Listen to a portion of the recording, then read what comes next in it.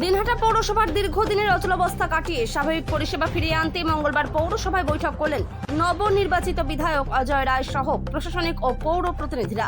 পৌর এলাকার উন্নয়ন, নাগরিক পরিষেবা এবং চলমান সমস্যা নিয়ে দিনহাটা পৌরসভার কনফারেন্স রুমে এই বৈঠক অনুষ্ঠিত হয়। বৈঠকে উপস্থিত ছিলেন মহকুমা শাসক ভরত সিং, পৌরসভার চেয়ারম্যান নপর্ণা নন্দী, কাউন্সিলর জাকারিয়া হোসেন, তাপস বর্মন সহ অন্যান্যরা। উল্লেখ্য, বিধানসভা নির্বাচনের পর থেকেই দিনহাটা পৌরসভায় অচলাবস্থার অভিযোগ উঠতে থাকে।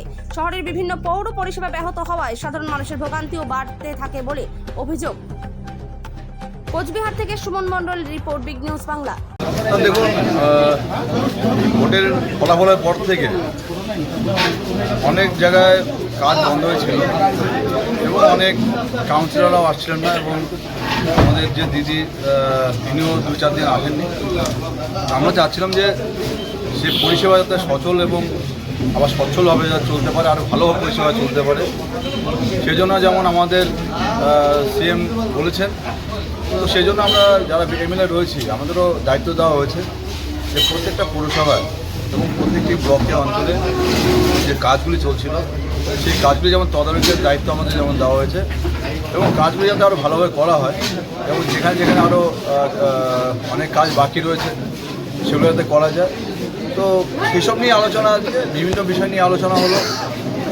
আজকে দিনহাটা সংহতি ময়দান নিয়ে যেমন আমরা আলোচনা করলাম, পাশাপাশি আগামী দিনে যে আমাদের দুর্গাপুজো সেই বিসর্জন নিয়ে আলোচনা হলো, রাস্তাঘাট নিয়ে আলোচনা হলো এবং পানীয় জল যে সমস্যাগুলো রয়েছে প্রত্যেকটি ওয়ার্ডে ওয়ার্ডে বিভিন্ন অঞ্চলে অঞ্চলে, সেই পানীয় জল যাতে আমরা আবার মানুষের ঘরে ঘরে পৌঁছে দিতে পারি সেই বিষয়ে আলোচনা হলো এবং রাস্তাঘাটগুলো যে অনেক জায়গায় রাস্তাগুলো নষ্ট হয়ে গেছে, সেই রাস্তাগুলো কীভাবে রিপেয়ার করা যায়, নতুন রাস্তা কীভাবে তৈরি করা যায় সেই বিষয়ে সব বিষয় নিয়ে আজকে আমরা আলোচনা করলাম। আমাদের মধ্যে এইচডিও সাহেব এসেছিলেন, তিনিও আলোচনা করে একটু আগে বেরিয়ে গেলেন। আমাকে যে এখানে শুভেচ্ছা জানানো হলো সেই জন্য আমার একটু দেরি হলে যেতে আলোচনা হয়েছে যে আমরা দেখি যে বিশেষ করে স্কুল টাইম বা অফিস টাইম আর এদিকে সন্ধ্যাবেলাটা যখন অফিস টাইমটা শেষ হয় ঠিক এই সময়টা যানজটটা প্রচণ্ড হয়। তো সেই যানজটকে আমরা কীভাবে যাতে ভালো করতে পারি, যাতে মানুষকে যাতে অসুবিধার মধ্যে পড়তে না হয় সেদিকে আমরা আলোচনা করলাম। হসপিটালগুলো যাতে সুন্দর পরিষেবা পাওয়া যায় সেই বিষয়ে আলোচনা হয়েছে। আমরা আগামী দিনে দেখব যেখানে যেখানে সমস্যা রয়েছে সেগুলো সমাধান করব।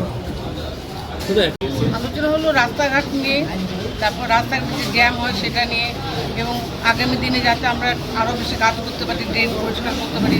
এইচডিও সাহেব এসেছিলেন এবং আমার ভাইও বললেন যে এইভাবে কাজগুলো করতে হবে যাতে দিনহাটার কথা লোকের মুখে মুখে থাকে এবং এমএলএ সাহেব আমাদের সব রকমভাবে সাহায্য ছোটো হয় আবার সব রকম সাহায্য স্মার্ট সিটি নিয়ে একটা আলোচনা হলো, কি বলবেন? এবার এমএলএ, নতুন এমএলএ উদ্যোগী হয়েছে। এমএলএ ও আজকে ও প্রস্তাব দিয়েছে স্মার্ট সিটির জন্য, স্মল সিটির জন্য, সেটা যে করার চেষ্টা করবো আমরা সবাই, ও যেভাবে বলবে। আর একটা কথা যে ও সবসময় আমাদের পাশে থাকবে, এইচডিও সাহেবও বলে গেলেন যে ও কোনো অসুবিধা হলে কোনো কিছু না, ও থাকবে আমাদের থাকবে পাশে।